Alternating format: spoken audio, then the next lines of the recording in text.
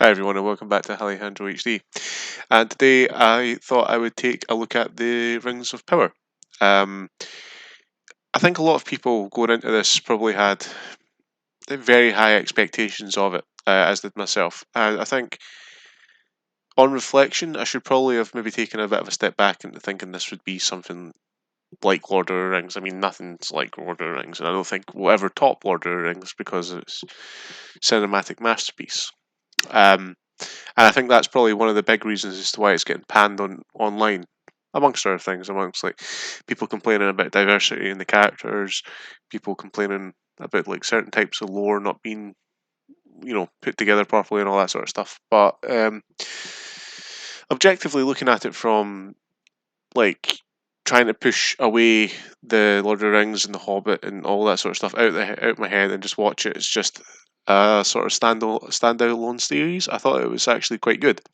The first episode was a bit stiff and dull for me, to be honest. But then again, I did immediately go watch it. Like, right, is this going to be exactly like Peter Jackson's cinematic portrayal? And it wasn't. I thought that the acting was a bit weird. Certain like it just didn't really flow for me for the first couple of episodes, and then I think we got to like episode 5. Um, the one with when they fight the big battle with the orcs and stuff, and then that just sort of turned the tide for me. I was like, oh, okay, now we're getting somewhere. Now we're seeing a lot of stuff. So I thought I'd break into it a little bit, talk about certain characters, things I like, things I didn't like, and so on.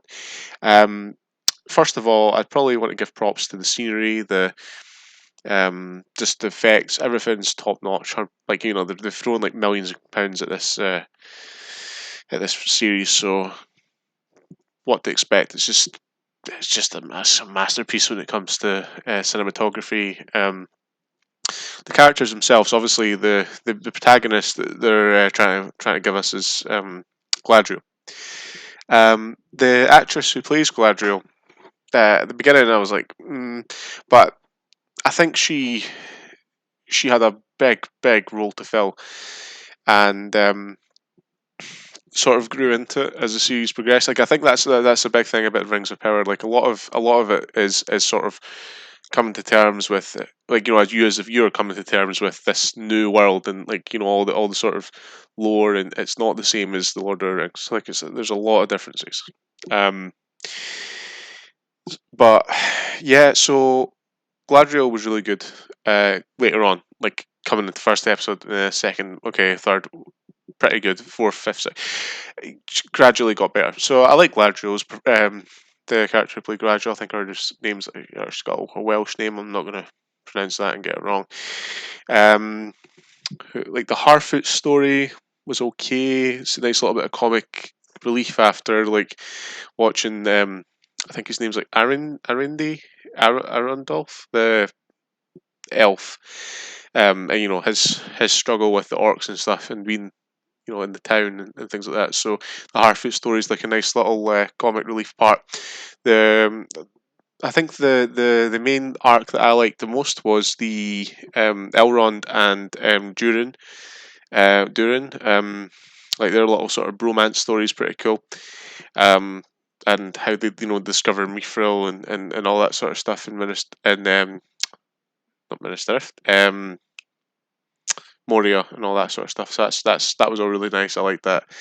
Um, the Numenor to see Numenor actually to see it was really cool because obviously we get a lot of story about like what Numenor was and like the kingdom of Numenor and all that sort of stuff, and then seeing Isildur as well and his father.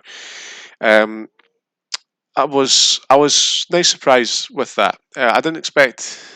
I kind of expected the character that played Isildur to be that type of he wasn't so much like a noble guy. Like he's just like a young boy like growing up, and his head's a bit in the clouds and stuff. So I really liked that part about it. Like his character was really cool. The character of Halbrand, of course, he um is a very interesting character. Like how he met Gladriel on the raft and sort of was with her the full time. Um, all the sort of other sub characters like Disa, the wife of Durin. She's pretty cool. Um, yeah, I think overall, like I say, like I think if you're going to start it and you think it's a bit flat and a bit wooden, just stick with it, because when you get to episode 5, when it all starts kicking off, that's something special. I really like that. That was my favorite episode. Um, the little like the whole stranger thing as well with the Harfoots. That was a nice wee story there. They're paying a lot of attention to certain aspects of lore, which is nice, but could be a little bit more tied up. But we can't include everything, or you'd be there for years watching it. Yeah, I think it's good. I think the whole thing with the people complaining about like diversity and stuff, like if the actor can play the character well, then it doesn't really matter what skin color or background they're from. That whole thing, that whole argument's just null and void. I mean, when you've got like a universe that contains like trolls and other forms of like monsters and all that sort of stuff, then like that having a character who's sort of a different ethnicity playing an elf should really be the least of your concerns, in my opinion. Like, there's no need for it. So yeah, so I thought it was really good. The casting's done, and I was actually going to put this in a random thought of the day, but I've already done one for Detroit Become Human. But the guy who plays the elf, I think it's Arondir, the guy in the picture on top right, he could be in a live action film playing as Marcus from Detroit Become Human. But I was going to do that as a thought of the day, but I've already done one for thought of the day. So yeah.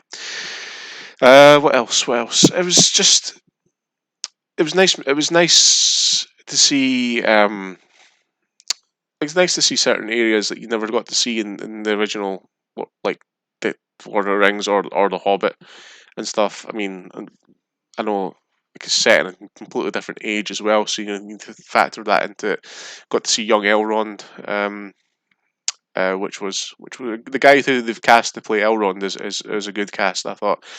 Um, he doesn't look anything like Hugo Weaving, but he's got a very similar air to him, like as a young Elrond.